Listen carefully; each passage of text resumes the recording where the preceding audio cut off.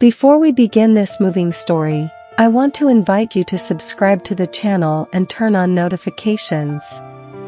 That way, you can follow all the upcoming stories that inspire, move, and make you reflect. Elena was 42 years old when she realized that part of her still lived suspended in time.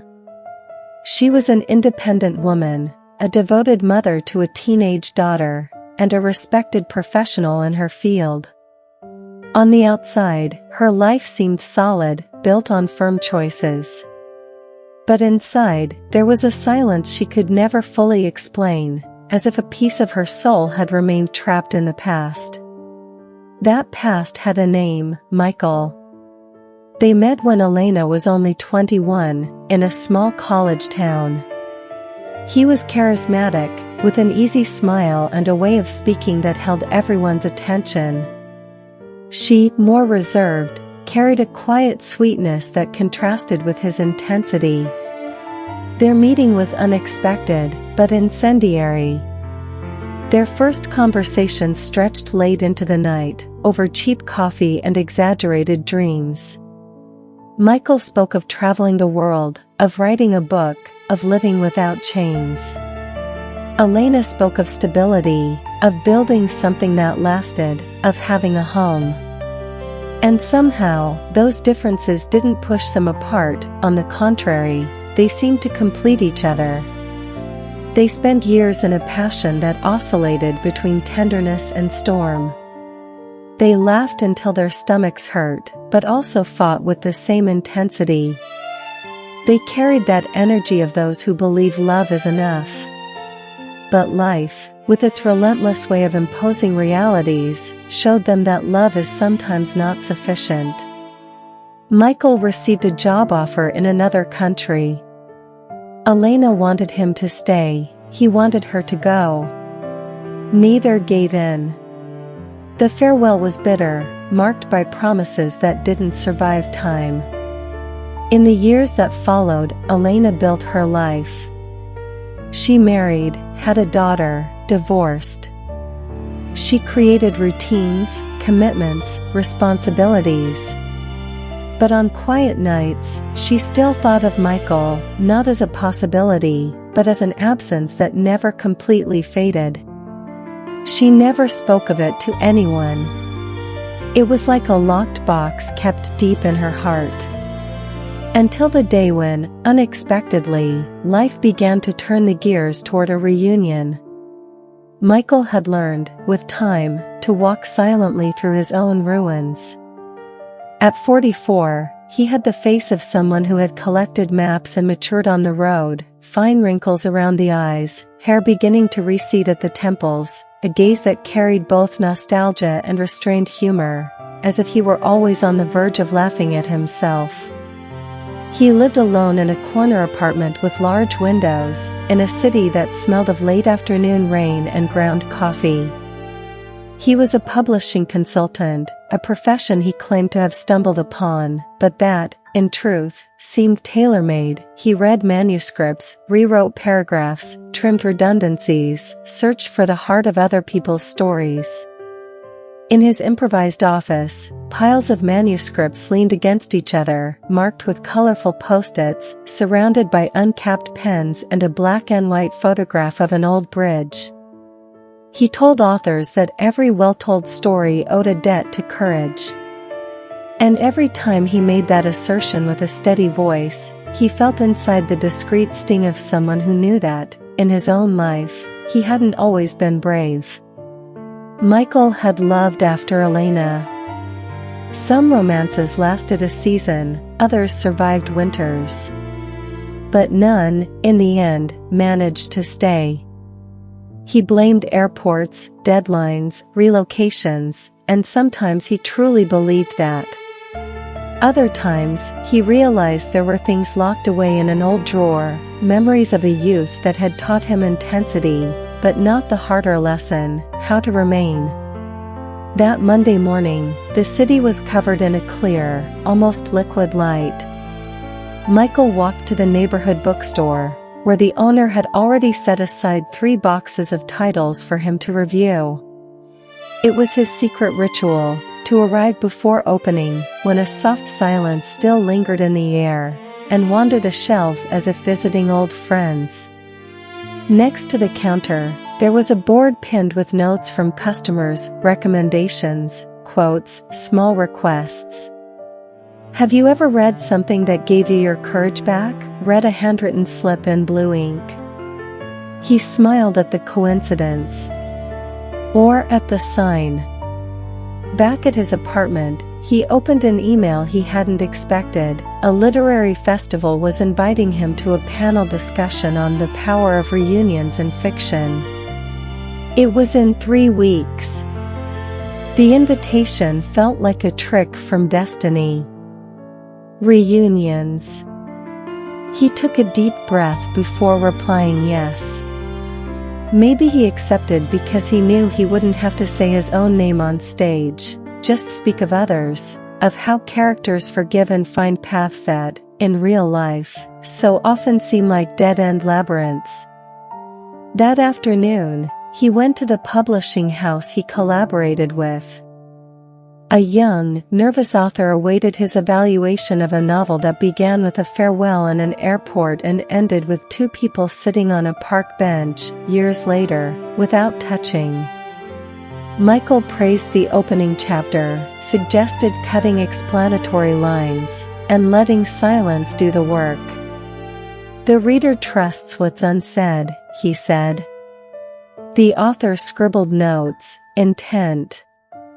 Before leaving, Michael stood by the 10th floor window, watching the street move below. He thought of Elena without meaning to, or meaning to, but without admitting it. Whenever the subject was farewell, his body seemed to know where to look inside. That night, the city rumbled with distant thunder. Michael read late, a lamp glowing and raindrops hitting the ledge. At some point, he closed the book and walked to the kitchen to make tea. He opened the cutlery drawer and, as if time had tied itself into a knot, found a small spoon with a bent handle, the same one Elena used to stir their coffee, a lifetime ago. It had been swallowed by moves, boxes, new addresses, and now resurfaced like a small metal lighthouse. He laughed to himself. "Okay," he said into the emptiness. "I get it. You want to talk about the past." The next day, his younger sister called from abroad to remind him of their mother's birthday. "Will you be able to come in July?" she asked, and he answered with the silence of someone who doesn't know how to promise. His family lived far away, and his visits had turned into rare seasons. His mother always said he was made of wind. His sister said he was made of books. Elena said he was made of beginnings. And none of those definitions, on their own, ever felt like enough. On Wednesdays, Michael taught a writing workshop at a public library. He loved the heterogeneous group, a 70-year-old lady who narrated memories with the precision of a watchmaker, a teenager who wrote science fiction with tenderness, a nurse who scribbled poems on shift napkins. "Write about an object you can't throw away," he proposed that week. As the students bent their heads over their papers, he wrote too. "A key without a door. A train ticket without a destination. A spoon with a bent handle." He smiled at his own cliché and kept going. Sometimes we keep what doesn't return to tell the future we were capable of feeling. Meanwhile, in another part of the city, a decision Elena had made was beginning to draw the geometry that would bring them closer. She had agreed to organize a symposium at the university where she worked, the very same that sponsored the literary festival that had invited Michael. Through emails, she exchanged messages with the curatorial team that, unknowingly, was building the bridge. Names came and went. Schedules were rearranged. And in the tangle of agendas, the panel "The Power of Reunions in Fiction" was given the main auditorium, at 7 o'clock on a Friday evening. Elena didn't read the details of that panel. She was busy with logistics, badges, coffee breaks. Life, sometimes, prepares encounters by hiding them behind spreadsheets. On a Friday before the event, Michael met an old friend for a quick lunch. He was one of those friends who survived the years like stubborn trees. "You talk about courage, but you spend your life running from airports," the friend teased, pouring him a glass of water. "I don't run from airports," Michael said, smiling. "I just catch flights at strategic hours so no one sees me." "And Elena?" The question came without ceremony. Michael adjusted his napkin, buying time. "Elena is," he began, and didn't finish. The friend nodded, as if he understood the weight of an unspoken word. "I heard she's doing very well, with her daughter, her career." Michael smiled with a sincerity that hurt a little. "I like to imagine she is." During festival week, the city seemed to gain sharper contours. Blue posters appeared on street corners, cafes filled with people discussing characters, underlined sentences became the subject of counter-talk. Michael felt something he hadn't in a long time, a good kind of nervousness, the kind that announces that something might happen. He didn't know what. But he walked the sidewalks as if recognizing a song heard from afar. On the eve of the event, he tried rehearsing answers for predictable questions. Reunions work best when, what makes a return believable? What role does time play in affections? In every attempt, he stumbled on one image, two people at a street corner, chance hitching a ride on a yellow light, and what had been kept away for years discovering it could still say the other's name. On the day of the event, the rain lifted like a curtain. Michael put on a shirt he saved for occasions when he needed the illusion of control. He slipped the bent-handled spoon into his pocket, silly amulet, but amulets never needed courage, only superstition. He went down the stairs, breathed deeply at the building's door, and walked toward the main auditorium, crossing the square where students laughed and photographers captured smiles.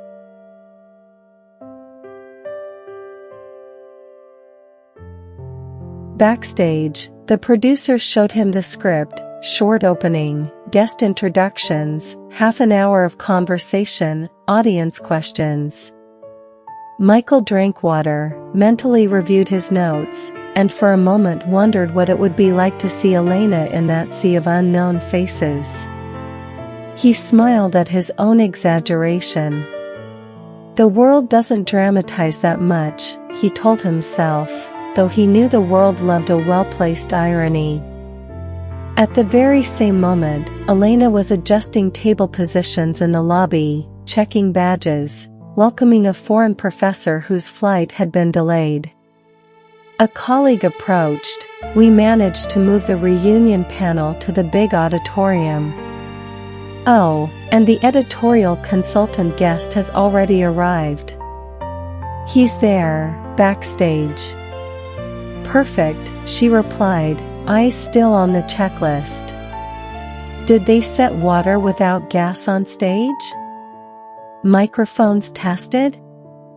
"Yes." "Great." Only when she lifted her head and looked toward the indicated direction did something inside her shift a long-forgotten piece of furniture. It was distant, quick, improbable. She saw only a profile, a gesture, the way his hand went to his pocket as if checking a talisman. A memory cut across Elena's chest with the delicacy of things that don't ask permission, an autumn afternoon, a coffee, a promise that hadn't learned how to be kept. She said nothing. Went back to work, but as she walked, her steps carried a new weight. On the other side of the curtain, Michael heard his name over the microphone and stepped into the light. The auditorium breathed together, that murmur of people expecting story. He sat, adjusted the mic, smiled at the moderator. And when the first question came, what does a reunion give back to a person? The answer arrived before the thought. Sometimes a reunion gives back what you thought you had lost in yourself, not in the other. In the audience, Elena paused for a second, unnoticed. The heart, an exacting editor, cut words, underlined others, stacked old pages, and whispered, "Keep going." The auditorium breathed in cadence with Michael's words. The moderator asked questions about literature, but what came through wasn't just technique, it was memory disguised as analysis. Every sentence seemed to carry echoes of something lived, as if fiction were only a pretext to confess without naming. Elena, hidden among badges and reports, tried to stay busy. She checked the air conditioning, answered volunteers' questions, confirmed the coffee break schedule. But inside, every word he spoke pulled her back to a time she had locked away in an invisible box. Sometimes the past doesn't ask permission to return, she thought. When the panel ended, applause filled the room. Michael thanked the audience, gathered his papers, and people began to disperse. Elena avoided looking, focusing instead on collecting cups and straightening chairs. But deep down, she knew she couldn't delay forever. In the side corridor, fate chose to act with its favorite irony, improvisation. Elena hurried out, balancing a stack of folders, and turned the corner almost running. On the other side, Michael walked distractedly, slipping his phone into his pocket. The collision was inevitable. The folders fell to the ground, papers scattering like startled birds. Elena instinctively bent down to gather them, and when she lifted her eyes, she found the gaze she hadn't seen in more than 20 years. In that instant, time stopped. Michael froze. His hand still held 2 sheets he had picked up, but his eyes were locked on her. Elena, her heart racing, tried to smile, but the smile died halfway. "Elena," he said, almost in a whisper, as if testing whether the name still fit in his mouth. She took a deep breath, straightening. "Michael." There was no anger. No euphoria. Only a dense silence, heavy with everything left unsaid over 2 decades. I didn't know you," he began, but the sentence dissolved in the air. "Neither did I," she replied, clutching the folders to her chest like a shield. They stood frozen for a few seconds, until a volunteer rushed past in the corridor, asking to get through. The moment cracked, but it didn't break. Michael handed back the papers he still held. "Seems I'm still good at knocking things out of your hands." She gave a short laugh, more nervous than amused. "Some things don't change." The silence returned, but now it carried recognition as well. They both knew this meeting was inevitable. That running away again would make no sense. "Could we talk?" he ventured, his eyes carefully searching hers. Elena hesitated. She had work, commitments, people waiting. But she also had a heart that, for 1 second, seemed to ask for a little truth. "After the last lecture," she said, keeping her voice steady, There's a cafe nearby. Michael nodded, with a half-smile that resembled an old one but already bore the marks of time. I'll be there. Elena walked away, her body still trembling, her hands gripping the folders as if she could hold the past inside them. Michael watched her until she disappeared around the curve of the hallway. Alone now, he drew a long breath, knowing that the reunion he had avoided in his thoughts for years was now carved into living flesh. The cafe sat on a brick-walled corner with big windows and plants hanging from ropes.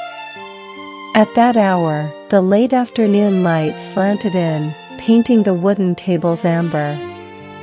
Elena arrived first. She chose a table near the window, not as a strategy, but because she needed to see outside, as if keeping an emergency exit open. She slipped the badge from her neck, tucked it into her bag, and toyed with the edge of the napkin. Michael came in a few minutes later, searching with his eyes for a past he could still recognize. He saw Elena, took one extra breath, and approached with measured steps. "May I?" he asked, touching the back of the chair. "Of course," she replied, without theatrics. The waiter brought 2 glasses of water. They thanked him almost at the same time, and the echo of that detail made them smile briefly, like people recognizing an old choreography. "You look well," Michael said, picking his words as if stepping on stones in a river. "I am. And you?" Between worthy stumbles and accidental victories, me too. Silence settled. Not comfortable, but not hostile either. It was the exact space between 2 people who had once loved each other and learned, by force, to walk alone. "I only saw your name on the program today," she said at last. "I wouldn't have run. But I would have prepared myself." "So would I," he replied. "I've spent years writing about reunions as if they were always for other people. And here I am, without a script." The waiter returned. Elena ordered a pour-over coffee, black. Michael asked for black tea. Small decisions, old differences. "You left," she said, not as an accusation, just a fact. Michael nodded, staring at the still empty cup. "I did. And I thought the world would applaud my courage. It took me a long time to understand that sometimes leaving is more cowardice than staying. I wanted you to stay. And you wanted me to go," Elena added, as if reciting a line memorized years ago. "Yes. And neither of us wanted to let go of our own version of the future." The drinks arrived. The warm aroma seemed to suspend time for an instant. Elena held his gaze. The storm of youth was gone, but there was truth. "There was a time I blamed you for everything," she confessed. "For the strange city I had to reinvent, for the rushed choices, for what never became. Then I stopped blaming you and started blaming myself. It was worse. I blamed you for not following me," he answered with raw honesty. "Then I learned the world didn't need an audience for my ego. It needed humility. And did you find it?" He gave a short laugh. "Sometimes. Other times I trip over the same step, but at least now I recognize it." Elena spun the cup between her fingers. "I'm married. I had my daughter. I divorced. I learned a kind of peace without fireworks, but one that lets me sleep." "I'm glad," Michael said, and it sounded true. I kept changing cities, jobs, fixed ideas. I fixed other people's stories and, when I had time left, tried to fix my own, with less success. You still write? I write margins, he smiled, without self-pity. But maybe it's time to write pages. For a moment it was clear they weren't there to judge what they'd been, but to acknowledge what they'd become. Elena breathed, lowered her eyes and lifted them again.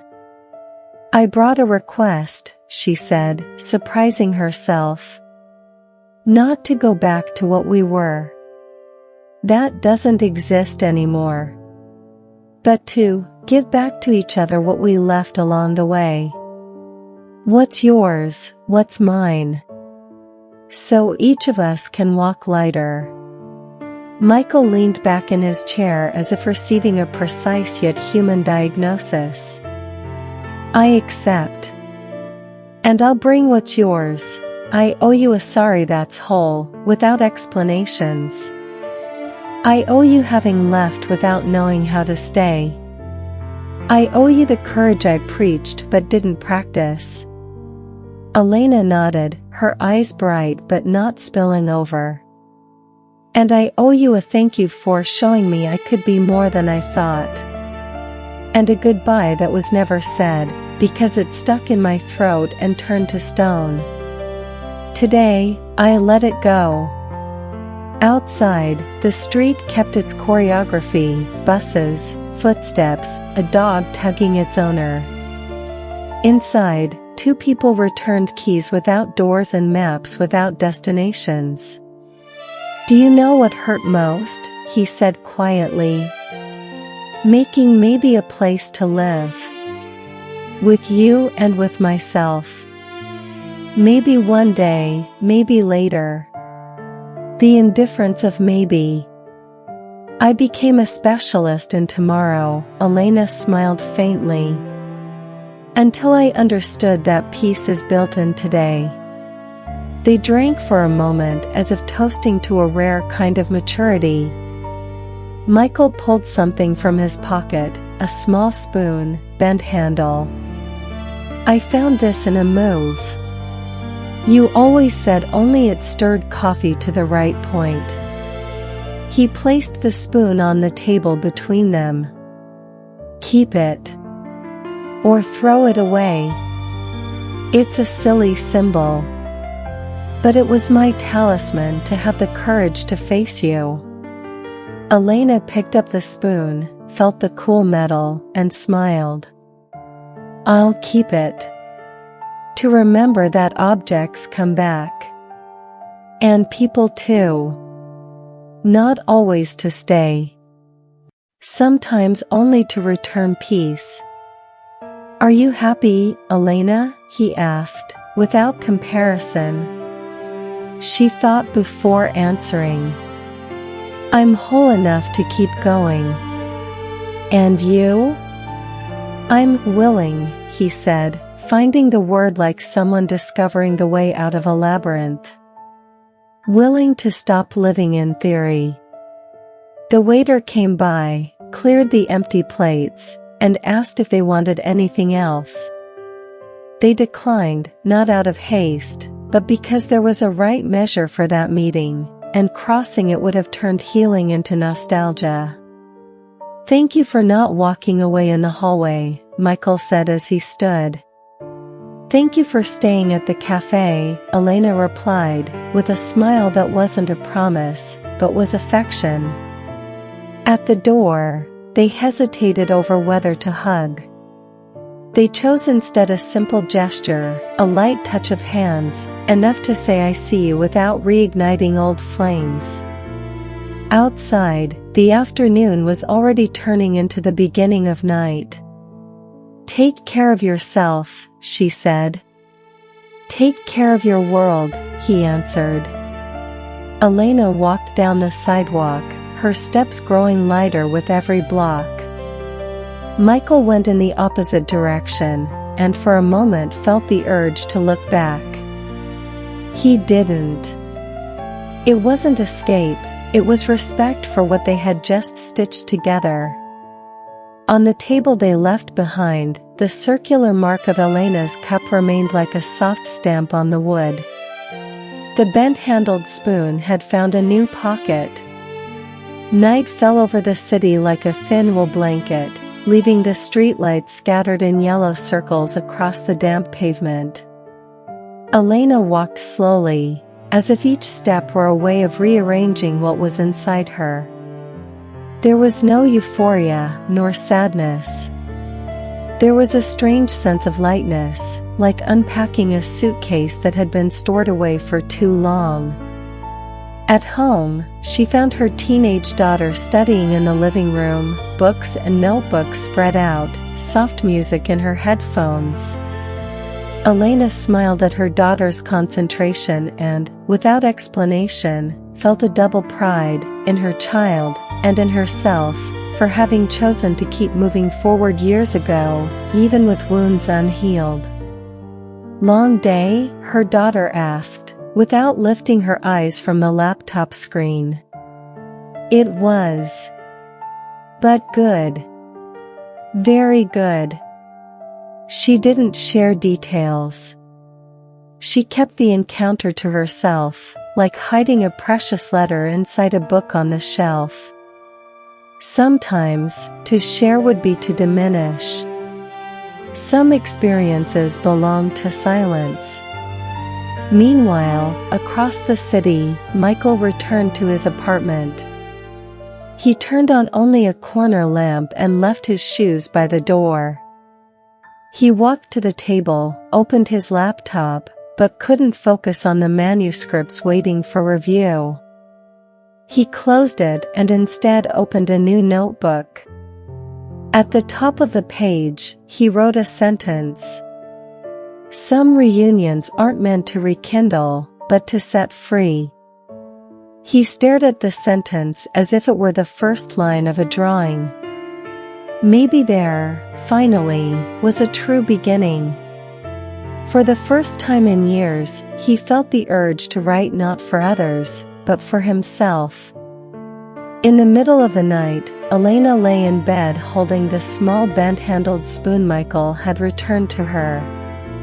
The cool metal between her fingers seemed to carry an entire story in miniature.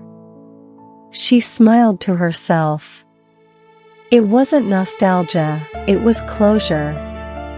She placed the spoon inside a box where she kept quiet mementos, not to feed longing, but to remember that some things come back only to be returned.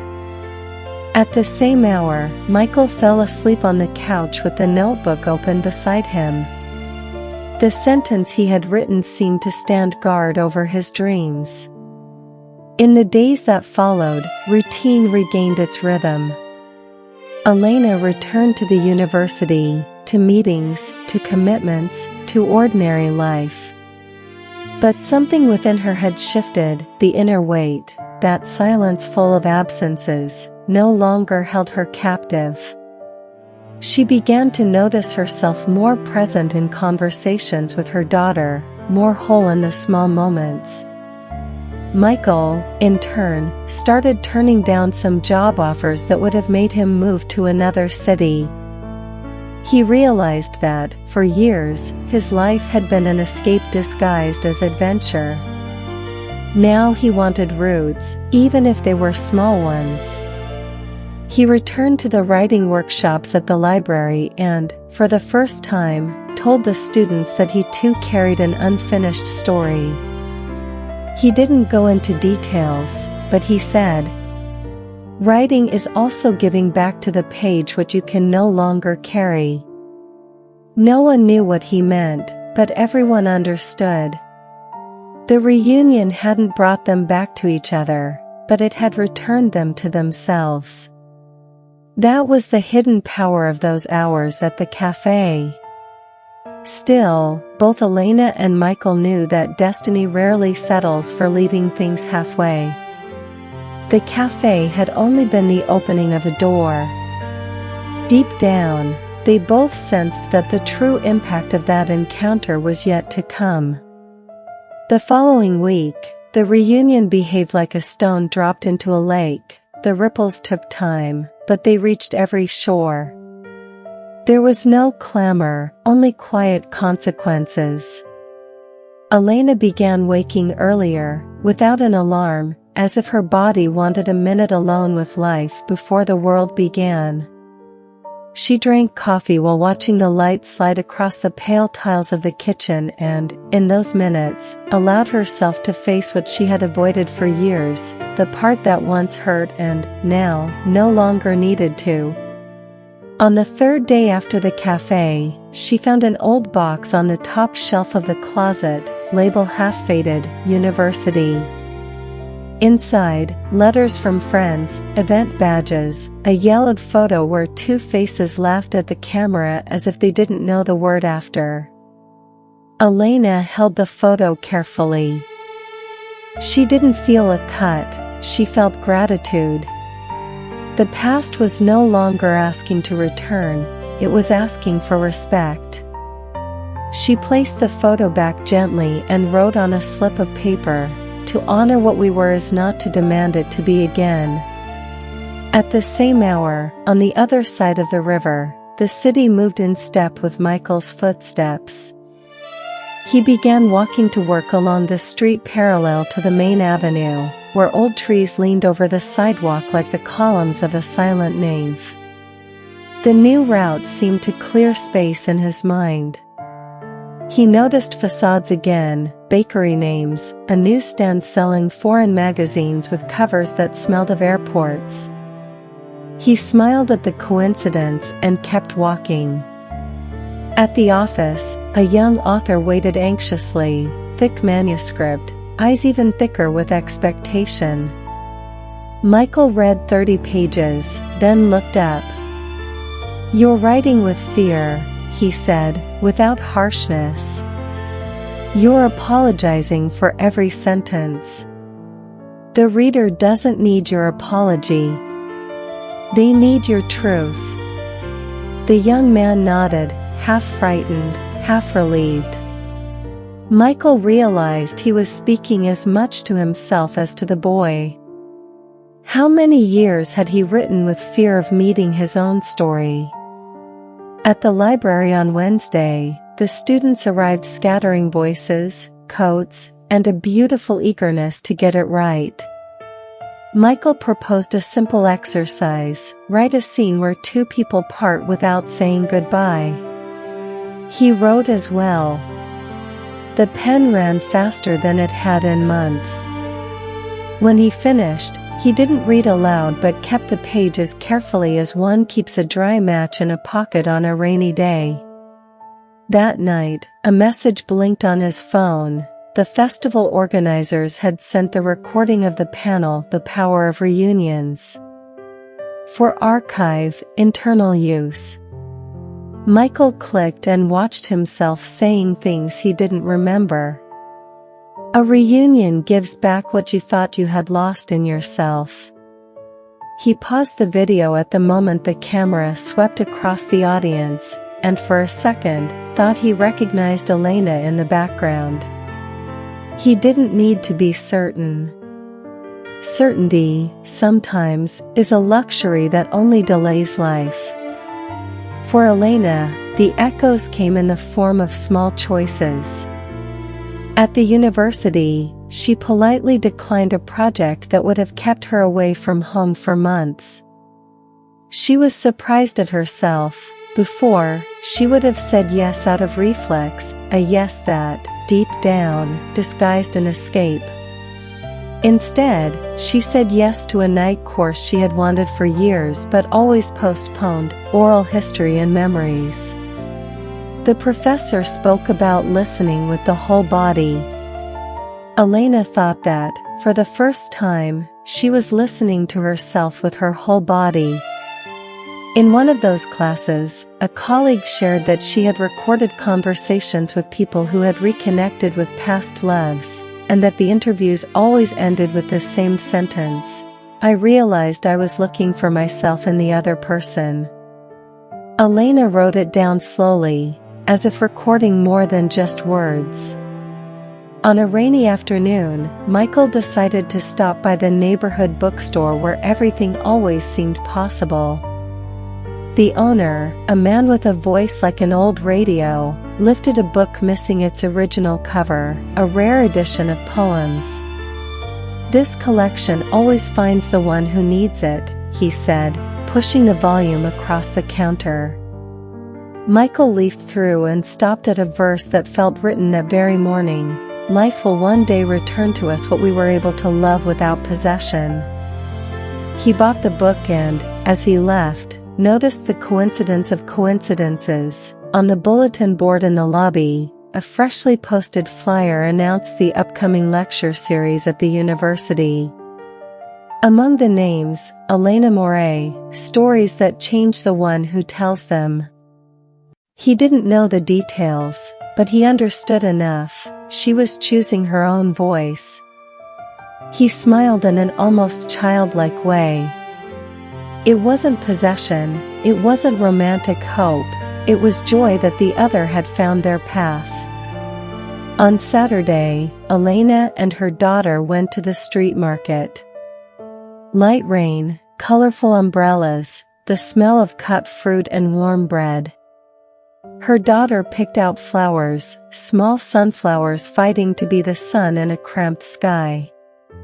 Back at the apartment, Elena placed them in a clear glass on the windowsill. "Mom, why sunflowers?" the girl asked. "Because they remind us to look toward the light," Elena answered, surprised at the exact simplicity of her own words. That night, after her daughter had fallen asleep, Elena picked up her phone, opened the still empty conversation with Michael, and stared at the blank screen for a few seconds. There was no practical reason to write, there was gratitude. She thought better of it, put the phone away, and instead wrote in the notebook she kept by the bed, "Thank you for coming. Thank you for leaving." She closed the notebook and slept with a good kind of tiredness, the kind that rearranges the furniture inside. On Sunday, Michael's phone rang. It was his sister. "July is coming," she said. "Mom will be so happy if you come." He took a breath, ready with the standard answer that always lived on his tongue, "I'll try, depends on deadlines." But he didn't say it. Instead, "I'll come." His sister fell silent in surprise, then laughed. "Then buy the ticket now, before you invent a new excuse." "I'll check right away," he replied. And when he hung up, he realized he had kept a promise he had never spoken aloud, to stop living in maybe. By late afternoon, he sat at the table with his notebook and began a story. Provisional title, Things That Return Only to Be Given Back. He wrote 2 pages straight through, without asking his fear for permission. It wasn't perfect, it was alive. On Monday, life decided to hurry the waves. Elena's course coordinator called her to mediate a special session of the series Stories That Change the One Who Tells Them.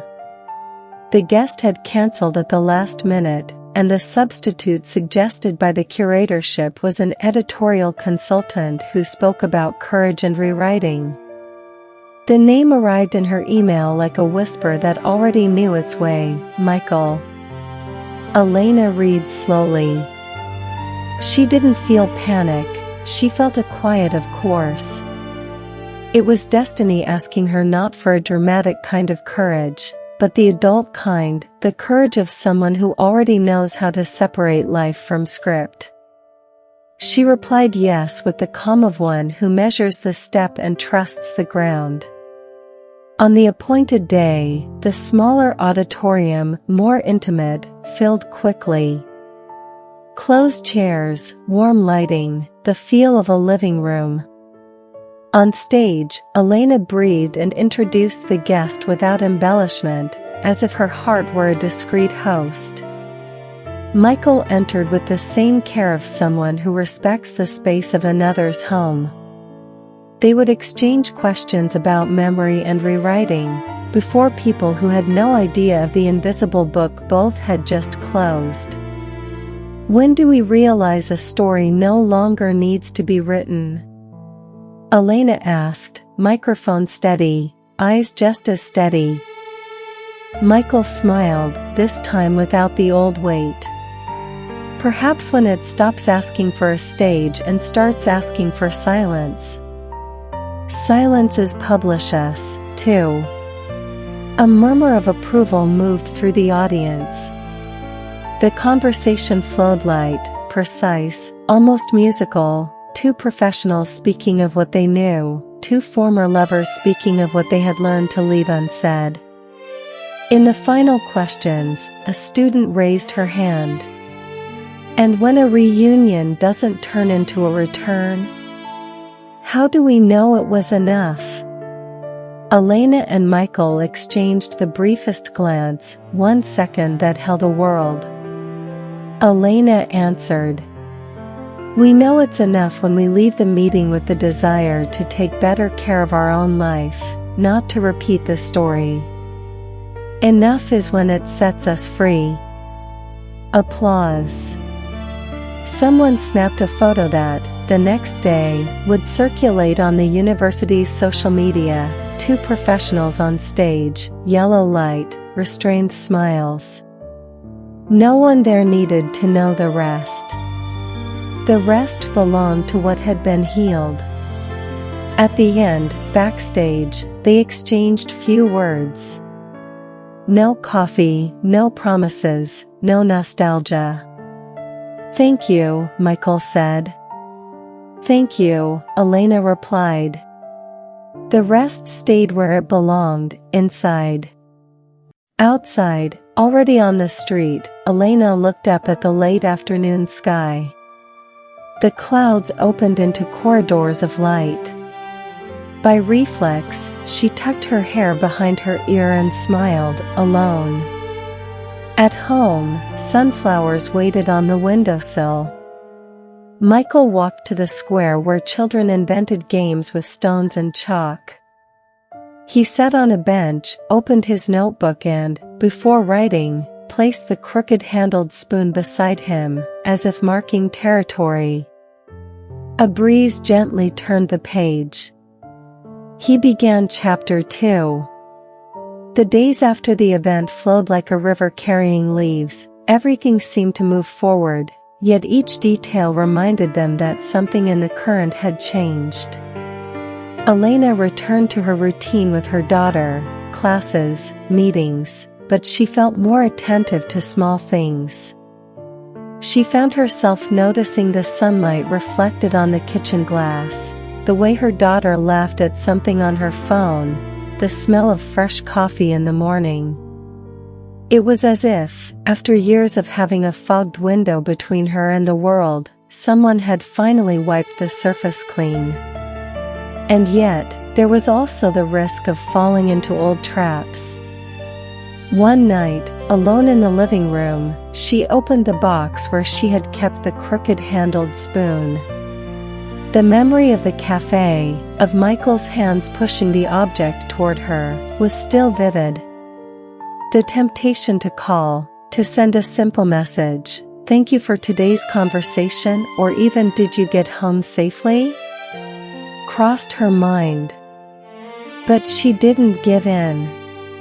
She smiled to herself and said quietly, "I've already thanked him.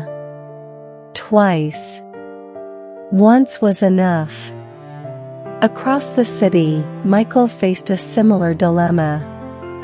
He had begun writing more consistently, entire pages, but noticed that in every character he created, there appeared a shadow with Elena's smile or silence. Not as a protagonist, but as a discreet presence that lit the edges of the story. He would close the notebook, walk to the window, and repeat to himself, "Don't write for her. Write for yourself." Still, the temptation was insistent. He would pick up his phone and open his contacts. Her name wasn't there, but he knew he could easily get it through colleagues at the university. He never went past the thought. He put the phone back in his pocket, convinced he would not ruin the purity of what they had rebuilt. But destiny, which seemed to enjoy playing with them, arranged new crossings. 2 weeks later, the university organized a cultural fair downtown. Elena took her daughter to watch a youth theater group. As they walked among stalls of books, music, and crafts, she saw from a distance a circle of people listening to a public reading. The voice echoing through the microphone was unmistakable, firm, calm, with precise pauses. Michael. Her daughter noticed her sudden reaction. Do you know him? Elena smiled. I did. A long time ago. They stopped for a few minutes to listen. Michael read a passage from a short story. He didn't mention names, but spoke of an old bridge and the courage to cross it without knowing what lay on the other side. Elena breathed deeply, as if the air carried a private message. When he finished, the crowd applauded. Michael thanked them and, turning his head, met her eyes in the audience. It lasted only a second, but it was enough. He smiled, a discreet smile, without promises. She responded with an almost imperceptible nod. Then, each walked away in opposite directions, as if destiny had simply wanted to remind them, I'm still here. That night, Elena wrote in her journal, reunions don't need to become routine. Sometimes a single glance is enough to confirm that time does not erase what was true, and that the true does not need to be repeated in order to exist. At the same time, Michael scribbled in his notebook, there are meetings that don't ask for following chapters. They only ask for a well-placed period.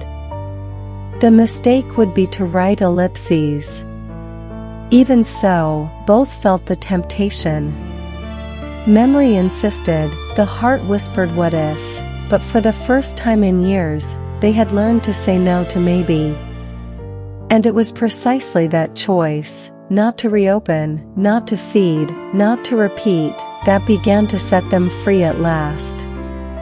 The invitation arrived unexpectedly. Elena received an email from the university, urgent, we need you as the moderator for a special panel. The main guest already confirmed is the editorial consultant Michael Duarte. She read it 3 times, took a deep breath, and closed the laptop. She smiled to herself. It wasn't really a surprise, it was almost inevitable. Destiny seemed to insist, you still have one more page to share, even if not together. On the day of the panel, the smaller auditorium was full. The audience awaited a conversation on memory and forgetting in contemporary literature.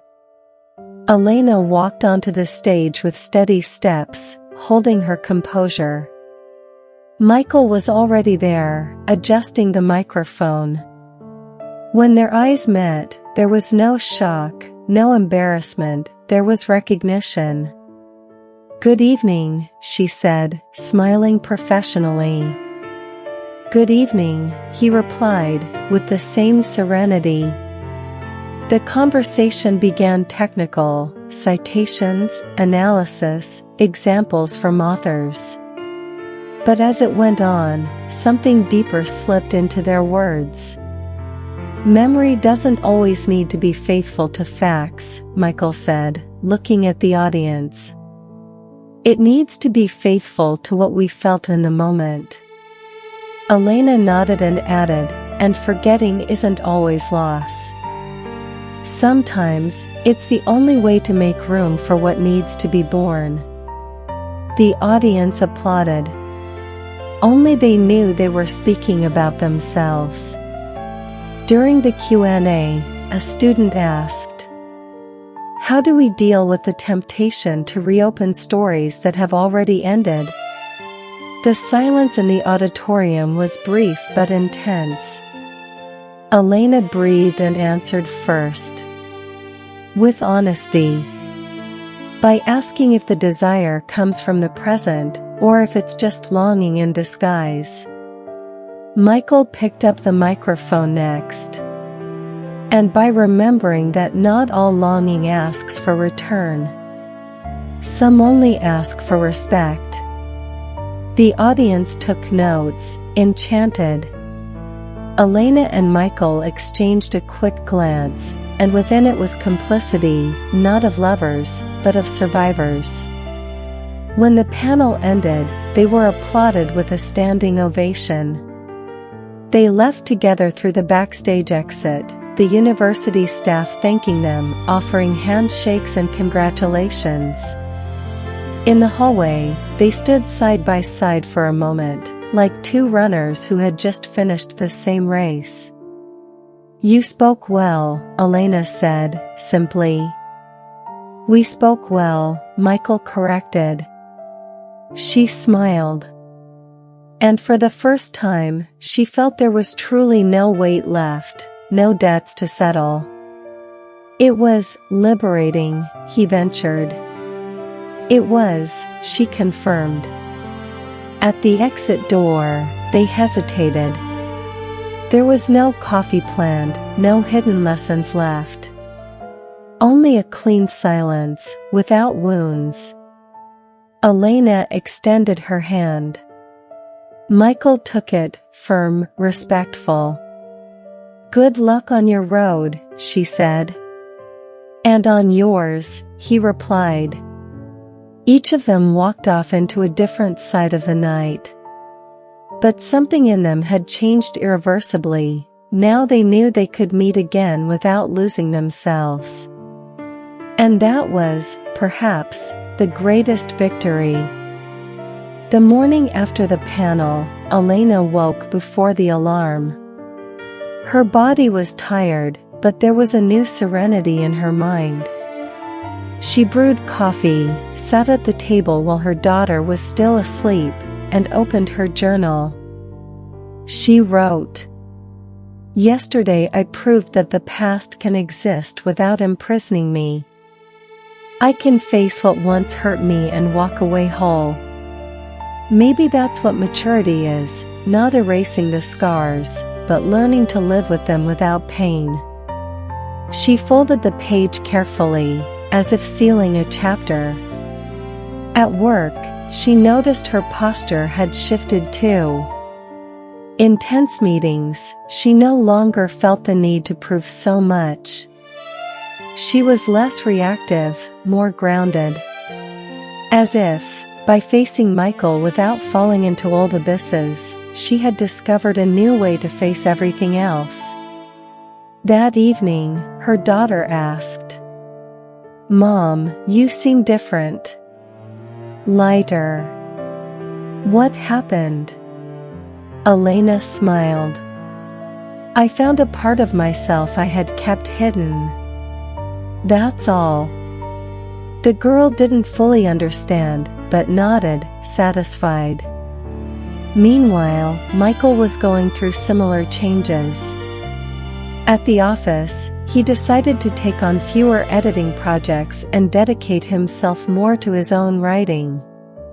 For the first time in years, he sent a manuscript to a publisher with his own name on it. It was imperfect, still rough, but it was his. When he received the confirmation email, he felt a joy almost childlike. In the library workshop, he told his students, "I wrote something of my own after a long time. I don't know if it's good, but I know it's true." The students applauded, spontaneous.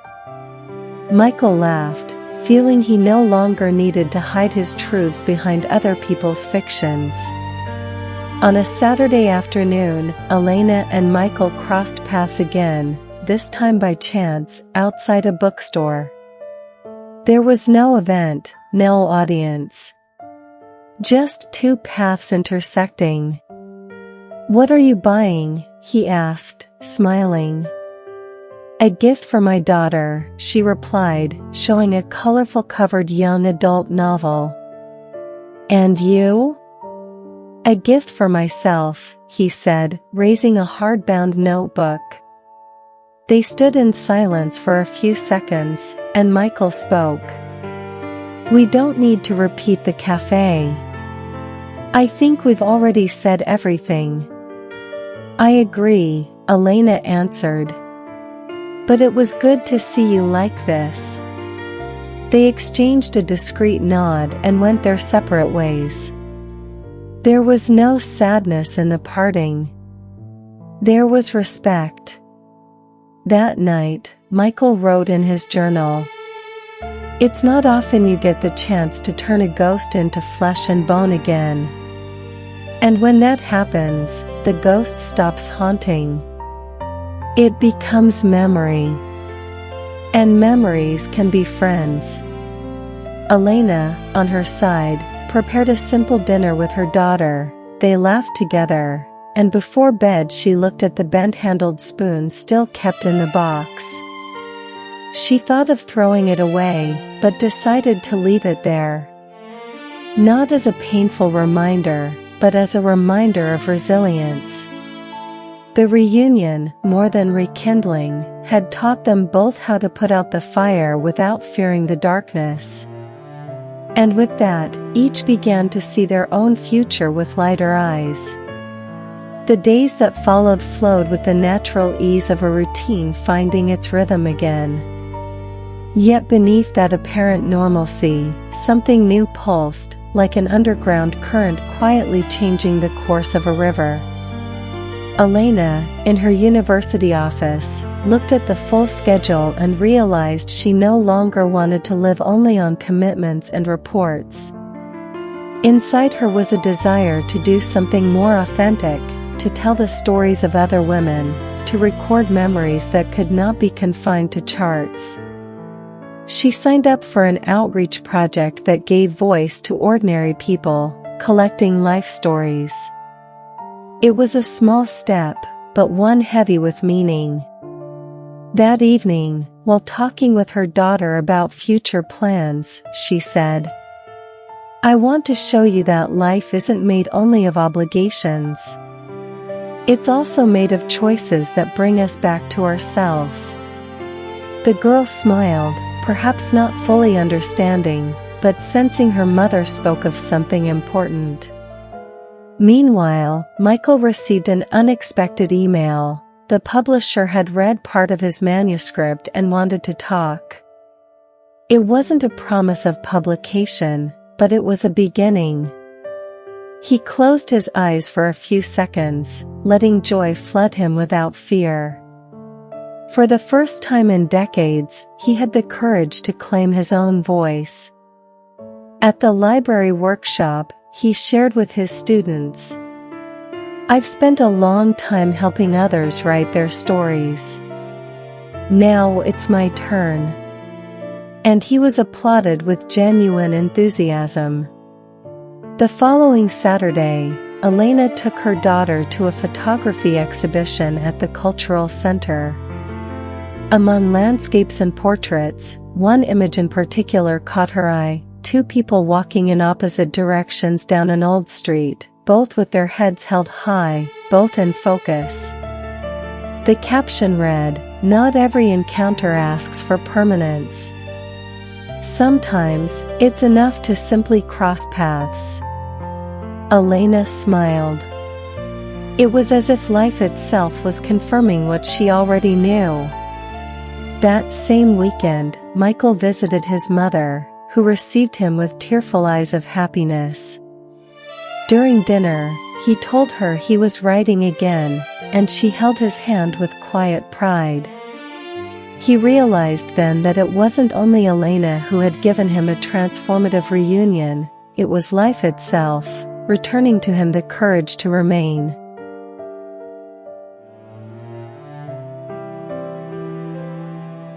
That night, as Elena lay down, she opened her journal and wrote, "Today I understood that the reunion wasn't meant to relive what we were, but to reaffirm who I am. I freed a part of me that still demanded explanation. Now, I can move on whole."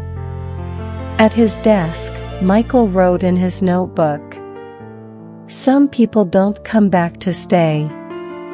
They come back to return us to ourselves." They both slept in different homes, in different lives, but with the same sensation: the past had finally found its rest. And so, Block 2 closed, not as an ending, but as the opening to the true conclusion: life after healing, freedom after the reunion. Elena's mornings were never the same again.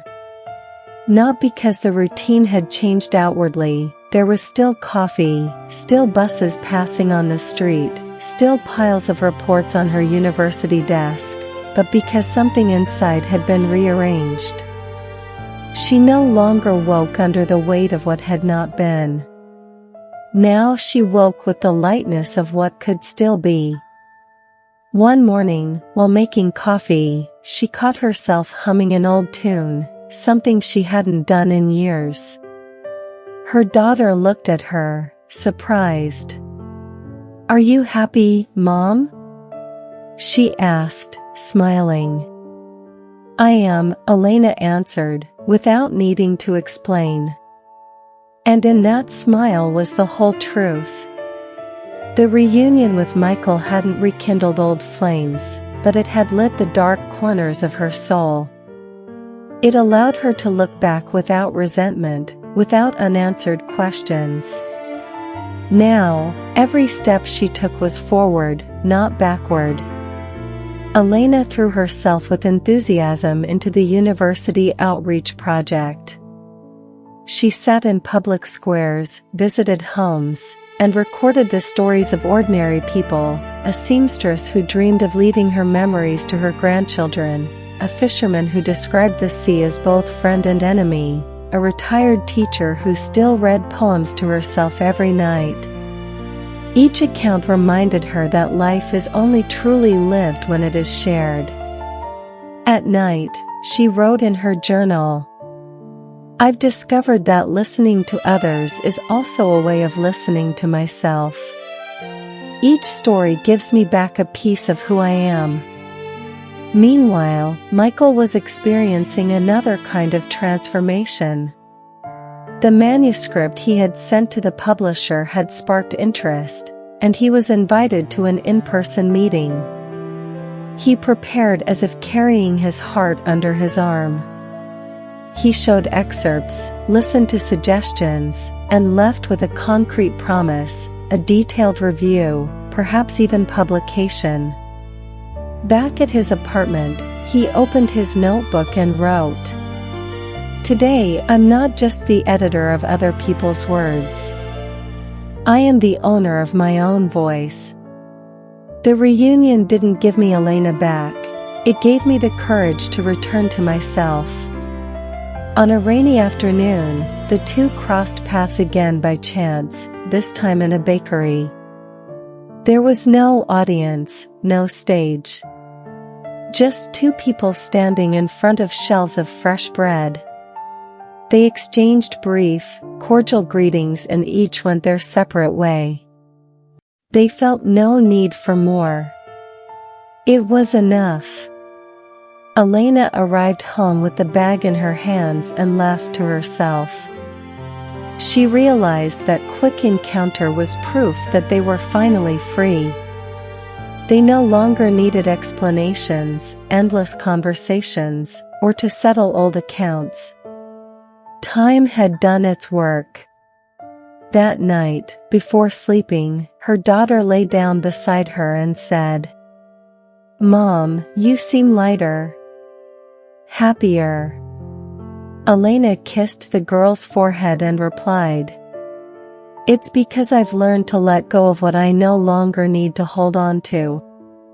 On the other side of the city, Michael closed his notebook and looked out the window. Rain ran down the glass like the lines of a blank page. For the first time in a long while, he didn't feel the absence of anything. Only gratitude. Autumn brought a fresh breeze to the city's mornings. Elena walked across the university campus with firm steps, carrying a folder full of stories collected from the outreach project. Every voice she had recorded seemed to vibrate inside her like little lanterns lit. At one of the project meetings, she presented the idea of turning those stories into a publication, not academic, but popular, accessible. The proposal was met with enthusiasm. For the first time, Elena felt she was not only a teacher or administrator, but a bridge between lives. That night, she told her daughter, "I think I'm going to help publish a book with the stories of everyday people." "That's beautiful, Mom," the girl replied proudly. "It's like giving a voice to those no one listens to." Elena smiled. Exactly. Meanwhile, on the other side of the city, Michael received an email from the publisher. His heart raced as he read the first lines, "Your manuscript has strength, its own voice, and deserves to reach more readers. We would like to move forward with the publication process." He sat on the couch, stunned. For years, he had doubted his own voice. Now, he had in front of him tangible confirmation: his story would be published. He picked up his phone almost instinctively, thinking of sharing the news with Elena. But then he took a deep breath and let it go. Not because it wasn't important, it was. But because this victory belonged to him, not to the past. Instead of a message, he opened his notebook and wrote, "Today I learned that achievements are only whole when they don't need an audience." Days later, Elena was invited to speak at an event on social memory. She presented the stories she had collected: the seamstress, the fisherman, the poetry teacher. At the end, she was given a standing ovation. Students and colleagues approached her, saying how deeply her words had touched them. Elena went home with tears in her eyes, feeling that she was finally using her voice not just to teach, but to inspire. Michael, in turn, began receiving invitations to give talks on writing.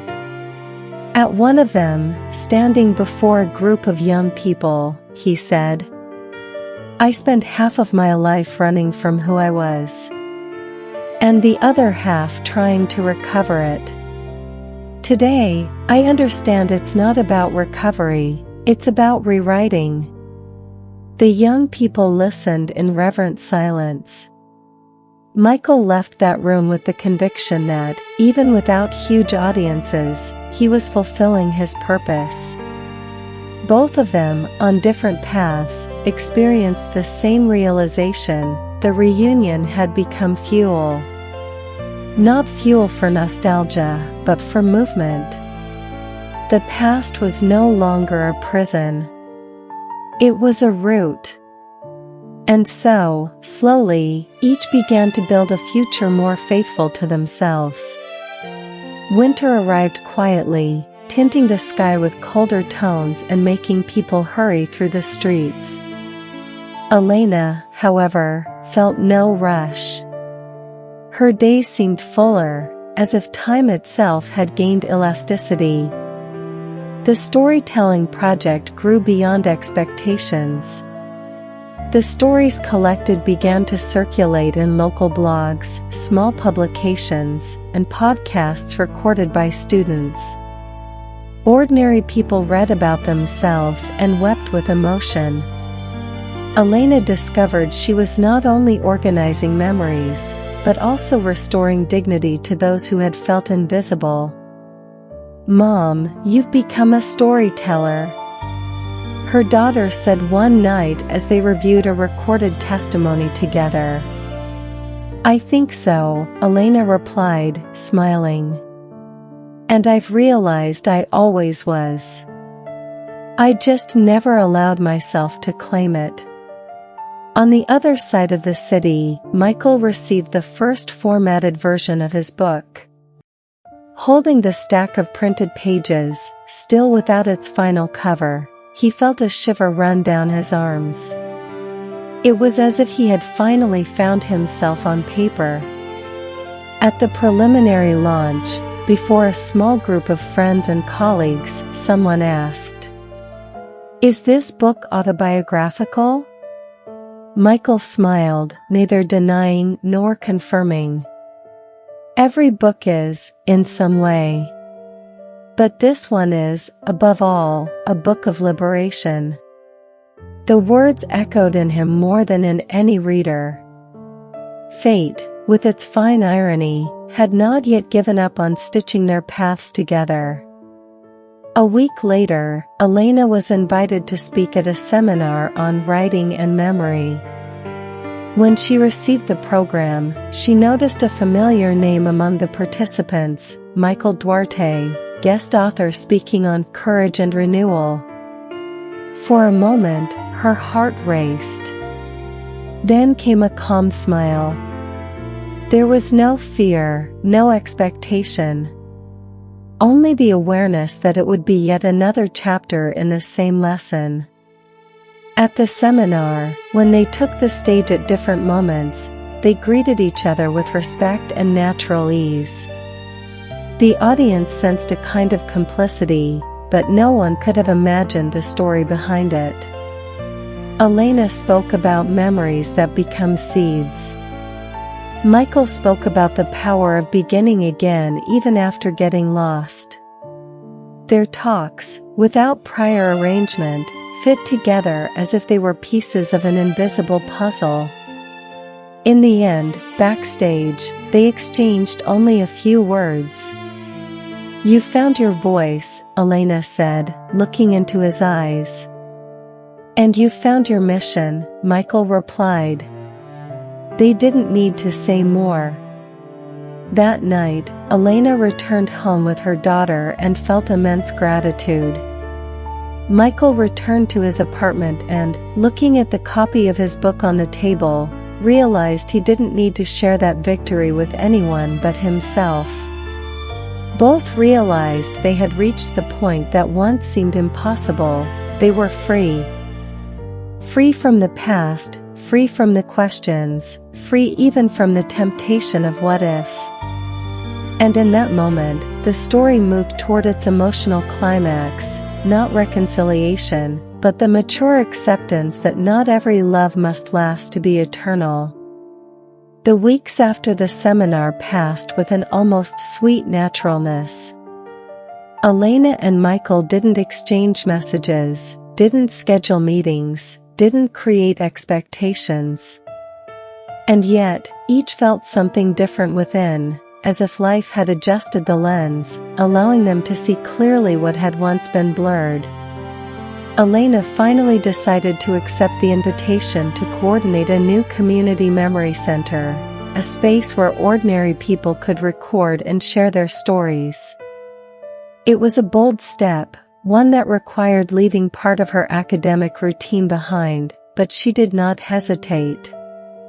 "I want to live from what makes me whole, not from what only keeps me busy," she explained to her daughter. The girl smiled with pride. "I always knew you were made for this." On the other side of the city, Michael received official confirmation. His book would be published the following semester, with a public launch. As he read the contract, he realized he didn't just feel joy. He felt peace. There was no exaggerated vanity, only the certainty that he had fulfilled a silent promise to himself. On the night before signing, he picked up the crooked-handled spoon he kept on his desk. He ran his fingers over the cold metal and whispered, "Thank you for reminding me that courage also means knowing how to close chapters." Elena, meanwhile, was sorting through old boxes to prepare material for the new memory center. She found letters she had kept from her youth, some from Michael. She smiled, reread one or two, and then placed them in a different box, labeled with a tag, "Closed Stories." She didn't throw them away. She kept them not as chains, but as witnesses of who she had once been. On Sunday, fate had one last unexpected meeting in store, the final one of this story. Elena and her daughter were at an independent book fair, choosing handmade editions of poetry, when they heard a familiar voice at the microphone of one of the booths. Michael was there, presenting excerpts from his book that would soon be released. Elena stopped, listening from a distance. There was no pain, no longing. There was admiration. Her daughter noticed. "Mom, he's good. Do you know him?" Elena smiled with serenity. "I knew him. And he was important." Michael finished the reading, received applause, and as he left the booth, his eyes met hers. The world seemed to fall silent for a second. He smiled, she smiled back. Neither of them approached. They didn't need to. The look said everything, "We're fine. We're free."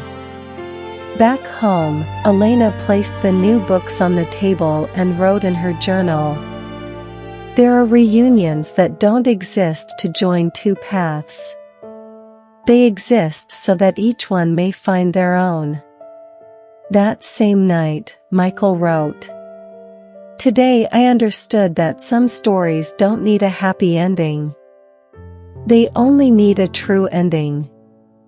And so, in the silence of the city, two destinies moved forward, reconciled not with each other, but with themselves. Days turned into weeks, and weeks into months. Life went on, as it always does, but with new roots planted within Elena and Michael. Elena now worked at the Community Memory Center. Her office was simple, full of boxes of testimonies, recorders, and scattered photographs. Everyone who walked in carried a story, and she listened as if holding a fragile crystal. She discovered that her calling was not to collect titles, but to give people back the power of being heard. One afternoon, an elderly woman said to her after sharing her journey, "Thank you, dear. I thought my life was too small to matter to anyone." Elena held her hand and replied, "There is no such thing as a small life when it's true." She left with tears in her eyes. She realized that, without her reunion with Michael, she might never have had the courage to embrace this mission. On the other side of the city, Michael was preparing the launch of his book. The publisher organized a modest yet meaningful event. When he saw people leafing through his pages, smiling, moved, he understood that he had not written to be acclaimed, he had written to be whole. On the printed dedication of the first page, a simple phrase read, "For everyone who once had to close a chapter in order to write another." No one knew, but that phrase was the very essence of his story with Elena. On the day of the launch, amidst handshakes and hugs, Michael looked out at the audience and, for a moment, thought he saw Elena among the guests. It wasn't her. He smiled to himself. It didn't need to be. She was already present in another way, in the courage he had finally found. Elena, meanwhile, that same night, was organizing a reading circle with neighborhood residents. She saw ordinary men and women, eyes shining, sharing their memories. And she thought, this is where my story continues. Not in what ended, but in what is born now. Both, in different homes, fell asleep with the same feeling, they were in the right place. And so, life went on. Not with cinematic endings, but with human truths. Michael and Elena did not reunite, did not live happily ever after side by side. But, in a way, they did live happily ever after with themselves, and perhaps that is the truest form of happiness. Because some reunions don't exist to redo what was interrupted. They exist to return what each one had lost within themselves. And you, who have listened to this story until now, what would you do in their place?